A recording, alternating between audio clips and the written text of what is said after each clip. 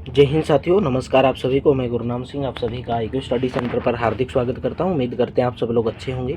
तो हरियाणा CT 2025 हिंदी की class हम देखने वाले हैं। आज आपकी क्लास नंबर 5 है। सभी के सभी प्रीवियस ईयर क्वेश्चन हैं। उपसर्ग का चैप्टर है, टॉपिक रहेगा उपसर्ग।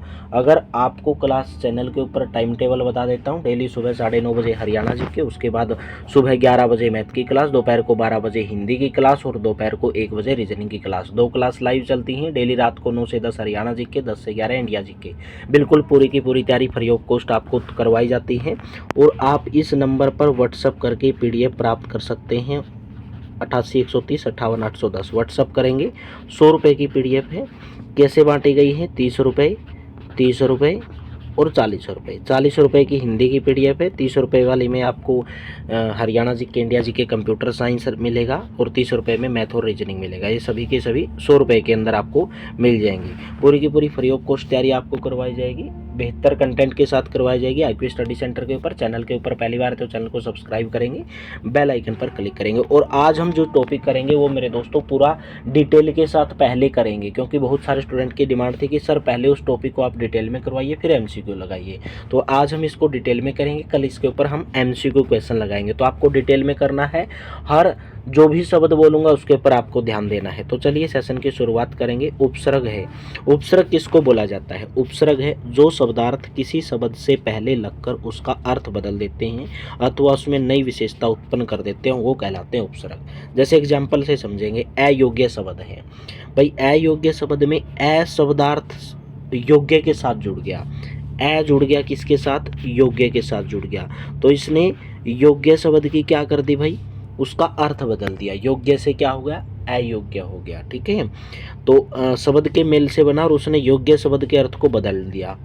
योग्य से अयोग्य बन गया।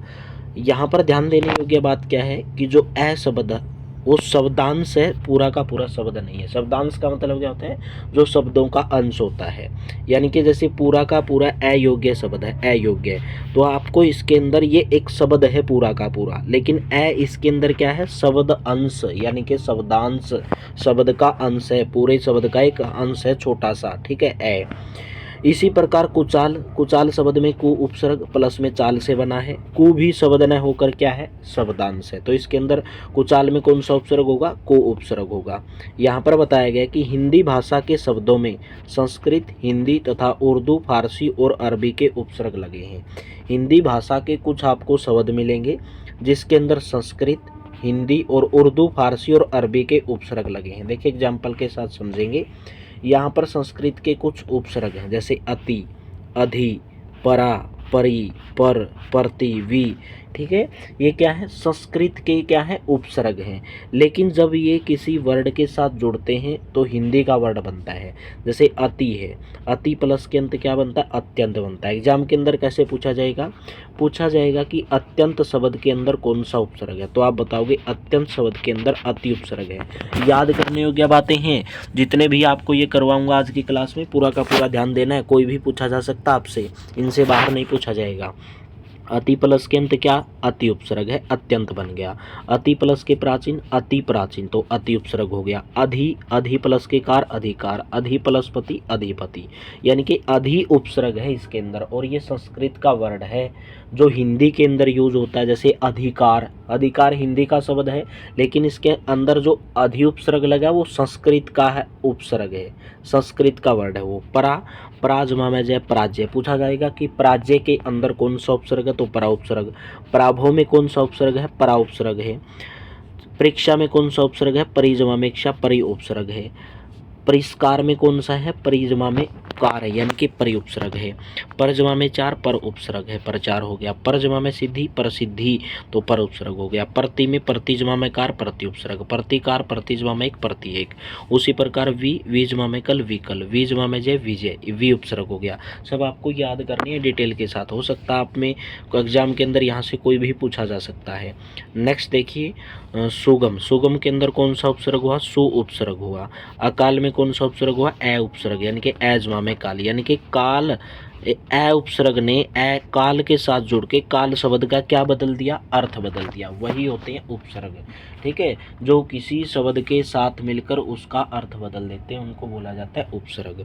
उसी प्रकार अधर्म, एजमा में धर्म, सुजमा में पथ सुपथ, विजमा में जय विजय, विजय में वी उपसर्ग, प्रत्येक में मोस्ट इंपॉर्टेंट है प्रति उपसर्ग है, प्रसिद्धि में पर उपसर्ग है। ठीक है, ये आपको पूरे के पूरे याद करने हैं, कोई भी पूछा जा सकता है आपसे। नेक्स्ट देखिएगा, फिर इसके ऊपर हम कल एमसीक्यू लगाएंगे। ठीक है, अनुजमा में भव क्या, अनुपसर्ग है अनुभव, अपजमा में कार अप उपसर्ग है, अभिजमा में आगत अभि उपसर्ग है, अवजमा में काश अवकाश अव उपसर्ग है, नियम में नी उपसर्ग है। कौन सा उपसर्ग है, नी उपसर्ग है। ये भी आपको साथ में याद करने हैं, हो सकता है आपसे क्योंकि संधि विच्छेद पूछेगा कि नियम का संधि विच्छेद क्या होगा। ठीक है, तो उसी प्रकार यहाँ पर देखिए अनंत, अनंत में क्या है, अन उपसर्ग है। संकल्प में कौन सा उपसर्ग है, से उपसर्ग है। संभ जिसको बोलते हैं, संभ भी लिखा होता है। आकर्षण में अ उपसर्ग है। उच्चारण में उत उपसर्ग है, मोस्ट इंपॉर्टेंट है उच्चारण वाला, क्योंकि यहाँ पर कंफ्यूज हो जाओगे आप, तो उत उपसर्ग है। अनुशासन में अनुपसर्ग है। अपमान में अप उपसर्ग है। अभिमान में अभि उपसर्ग है। अवसान में अव है। निवास में नी उपसर्ग है। ठीक है, निवास में कौन सा है, नी उपसर्ग है। अनुचित में अन, जमा में अनुचित, तो अन उपसर्ग है। संग्राम में सम है। आगमन में आ है। उच्छ्वास में उच्च है। ठीक है, ये आपको पूरे के पूरे याद करने हैं। उपकृत में कौन सा उपसर्ग है, उप उपसर्ग है। उपयोग में भी उप उपसर्ग है। तो नेक्स्ट है दुस या दुर, यानी कि दुर जमा में आचार क्या होता है, दुराचार, या दुस जमा में आचार दुराचार। तो इसके अंदर दुस भी हो सकता है और दुर भी हो सकता है, कोई भी ऑप्शन दिया हुआ मिल सकता है। निसंकोच में कौन सा होगा, निस या निर, निस जमा में संकोच, कोई भी हो सकता है। कुक्रम में कौन सा होगा, कु जमा में कर्म, यानी कि कु उपसर्ग होगा। दुसाध्याय में कौन सा होगा, दुस उपसर्ग होगा। निरादर में कौन सा होगा, निरुपसर्ग होगा। कुपुत्तर में कुपसर्ग होगा। पूरे के पूरे याद करने डिटेल के साथ, कल आपको इसके अंदर एमसीक्यू करवाऊंगा। ठीक है, तो हिंदी के उपसर्ग ये थे, संस्कृत के उपसर्ग। हिंदी के उपसर्ग कैसे, जैसे अलग शब्द है तो अलग के अंदर क्या बना, ए जमा में ले, ए उपसर्ग हो गया, ए हिंदी का वर्ड हो गया। 29 में क्या हो गया, उन जमा में 30, उन उपसर्ग हो गया। ओ गुण में क्या हो गया, ओ या अव, ओ जमा में गुण हो गया। कपूत में कै या को उपसर्ग हो गया, कै जमा में पूत। अधलिखा में क्या हो गया, अध जमा में खिला, अध खिला, तो अध उपसर्ग हो गया। उसी प्रकार ए जमा में टल क्या हो गया, अटल हो गया, ए उपसर्ग हो गया। 59 में क्या हो गया, उन उपसर्ग हो गया। अवगुण में क्या हो गया, अव उपसर्ग। कुंडन में क्या हो गया, कु उपसर्ग हो गया। अधमरा में अध उपसर्ग हो गया। उसी प्रकार देखिए अन जमा में देखिए अन उपसर्ग हो गया। चौमासा में चौ उपसर्ग हो गया। चौराहा में क्या हो गया, चौ उपसर्ग हो गया। अनजवा में जान, अनजान में अन उपसर्ग। भाई ये आपको डिटेल के अंदर इसलिए करा रहा हूँ, कोई भी पूछा जा सकता है इनमें से वर्ड, पूरे के पूरे याद कर लो अच्छे से। नेक्स्ट देखिए दुधारू, दुधारू में दू उपसर्ग, दू जमा में धारू। परनाना में पर उपसर्ग, पर जमा नाना। बिन ब्याहा में बिन उपसर्ग, बिन जमा ब्याहा। भरपेट में भर प्लस के पेट, भर उपसर्ग। निडर में नी जमा में डर, नी उपसर्ग। सहित में सै जमा में हित, सै उपसर्ग। दुवन्नी में दो प्लस के यानी दुवन्नी उपसर्ग। परदादा में पर जमा में दद, परदादा। ये जितने भी करवा रहा हूँ ना आपको, ये प्रीवियस ईयर के अंदर पूछे गए हैं। बिन खाया में बिन जमा खाया, बिन उपसर्ग।